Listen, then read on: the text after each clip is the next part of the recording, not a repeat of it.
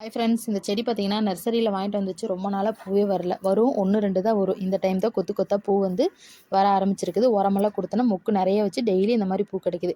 அப்புறம் இன்றைக்கி பார்த்தீங்கன்னா கந்த சஷ்டியோட 2வது நாள். இன்றைக்கி காலைல விடியற்காலைல எழுந்திரிச்சு குளிச்சுட்டு தீபமெல்லாம் போட்டு சாமி கும்பிட்றலாம் அப்படின்ட்டு சாமி படத்துக்கு பூவெல்லாம் மாற்றிட்டு இன்றைக்கி வந்து 2வது நாளுங்கிறனால 2 விளக்கு ஏற்றி சாமி கும்பிடணும்.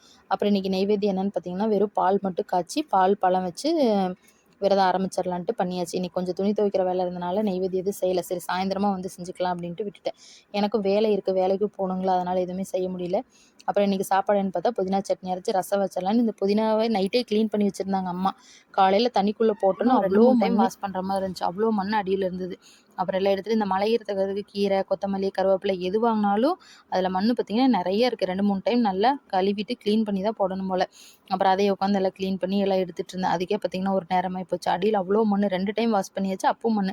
அப்புறம் அதெல்லாம் க்ளீன் பண்ணி எடுத்து வச்சுட்டு ஆல்ரெடி வெங்காயம் தக்காளியெல்லாம் வடச்சட்டியில் வணக்கி விட்டுருந்தேன். அப்புறம் பார்த்திங்கன்னா புதினா தழையும் போட்டு நல்லா வணக்கி எப்பவும் போல் நம்ம சட்னி அரைக்கிற மாதிரி வெங்காயம், தக்காளி, பூண்டு, வரமிளகாய் எல்லாம் போட்டு வதக்கிட்டு இந்த பக்கம் பார்த்திங்கன்னா ரசத்தையும் தாளிச்சு விட்டாச்சு கையோட.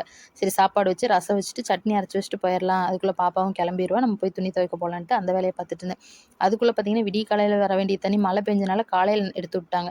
தொட்டி வேறு நிறைஞ்சு போச்சு. அதனால் தொட்டியில் டியூப் போட்டுவிட்டு தொட்டியில் இருக்கிற கொஞ்சம் தண்ணியெல்லாம் அவர் மோந்து ஊற்றிக்கிட்டு இருந்தார்.